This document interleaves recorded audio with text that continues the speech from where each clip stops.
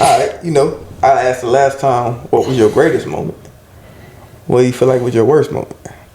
I feel like we did that one, but we can. Your we worst can run moment? with it. Yeah, we can run with it though. Let me see what your answer is, and I'll tell you. My worst moment? Yeah. Worst moment. Shit. I think one of my worst moments was when I disappointed. Like I feel like I disappointed my mom the most. How so? Like with the whole shit that happened, like when we got shot. I feel like that was probably like the most disappointed I've ever left my mom feeling. Like in anything in life. Yeah. I never felt like a failure until that point because I always felt like I was responsible for him. You know what I'm saying? So like when that happened, I just felt like, man, I just let her fucking down. Not so much like I didn't feel bad about what happened to me. Yeah, I was just like, I know she gonna be disappointed as fuck with me. That was my worst moment in my life. Y'all ever had a moment to talk about, I guess, forgiveness or reconciliation or anything? I don't think she ever felt any type of way about me. I think I was rougher on myself. Okay. I was rougher on myself than anybody else. Like I carried that shit like nigga, I could have had a fucking hump in my back. How that shit rolled me for a long time. You know what I'm saying? Like I just had to have I had like a moment where somebody who ain't know absolutely nothing about me, like told me like, bro, God came to me in a dream. I don't know you. He told me this about you, and this is what that person looked like, and this is how you should feel. Like stop feeling like this. And until I heard that, I was like, that shit was my backpack every day. Yeah. And not that I thought about it every day, but I just felt like I've never, and like, again, my mom has never, ever made me feel like that. She ain't never said, man, you the worst son. You know what I'm saying? She ain't never hit me with no shit like that. But y'all ever talk about it? My mom, she never even made me feel like I needed to talk about it. Like it was, I never felt like she never looked at me like, I ain't never had that moment. I think I looked at myself like that moment. You know what I'm saying? Other people, you know what I'm saying, felt some type of way. Not to say I didn't give a fuck, but I kind of did. You know what I'm saying? Like I definitely had a branded moment with them, but like,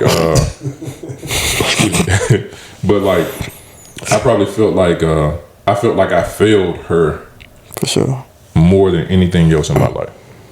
That be the thing though when you're younger. Like that's why I think that's what kept me from getting caught with a lot of shit. Not disappointing your mom. I'm gonna tell you what's funny. I can't. You don't even give a fuck about disappointing your dad. You just don't want to disappoint your mom. And it's both. It's like my family because in the church we was such a staple. So I'm like, I can't embarrass my people like in front like church. You know what I'm like? So it was like, nah, whatever fucked up shit I do, nigga, I can't get caught for it. You know what I mean? So I think that's what kept me like can I say out of trouble? Yeah. Yeah.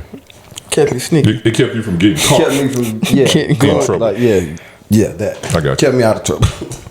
So what was your worst moment though? My worst moment, meaning like how I felt. How you felt?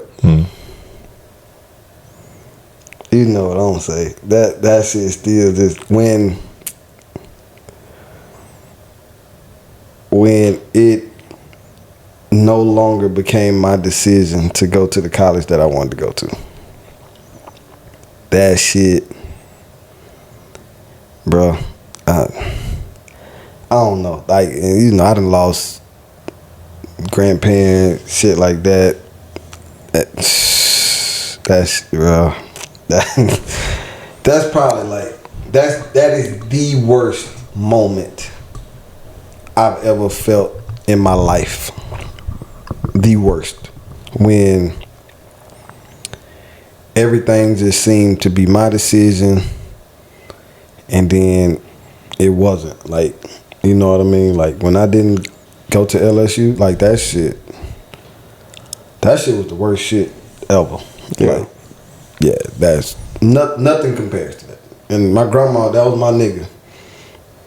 Lost her. people die. You know what I mean? It's part of life. Yeah. That wasn't supposed to happen. Like it nothing. Yeah, that's the worst. That's probably the longest shit I held on to and resented. Shit, my parents. Man, yeah, that. I'm just gonna leave it at that. Yeah, that was the worst moment in my life. What about you, brother? What was your worst? What was your worst? You know, mine got to do with football. When he got cut.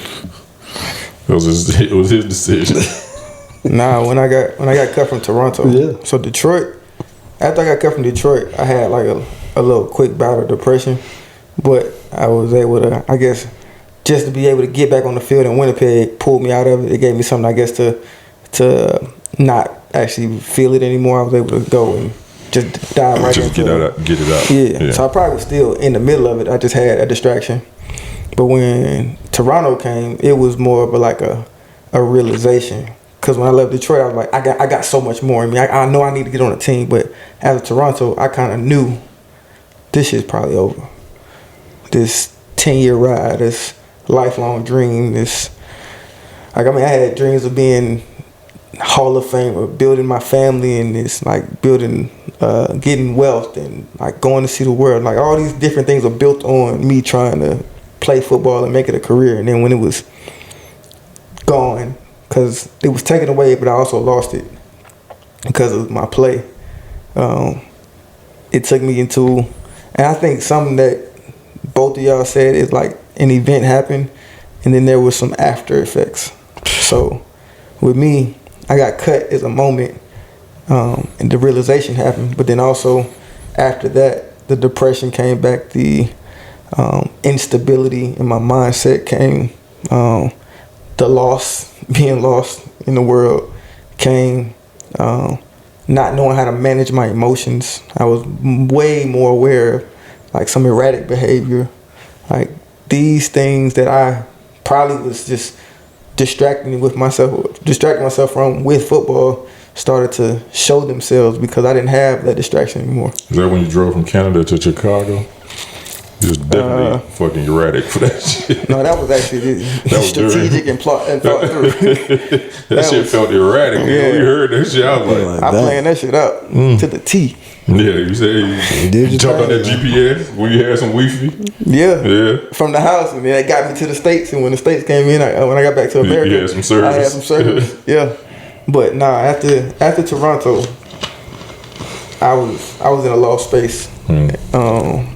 So yeah, I feel like that was the worst moment that I felt because of everything it built up to it, to then fall off the cliff. And I be thinking about me and our situation, because of course we shared this. That's how I knew on what you was gonna say.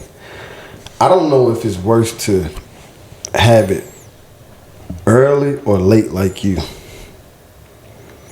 Like to not taste it, or to taste it and get it taken just not late. Yeah.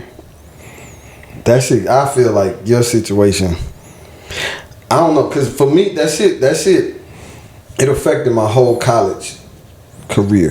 Like fuck it, I ain't supposed to be here. I'm better than you, nigga. Yeah, I'm not supposed to be here. The motherfucking 10th power. That was my attitude. Fucking campus shit. I'm finna make the best of campus. Like, fuck the football. Fuck, nigga, what's up? You feel me? Like, I feel like that shit made me lose your love for it.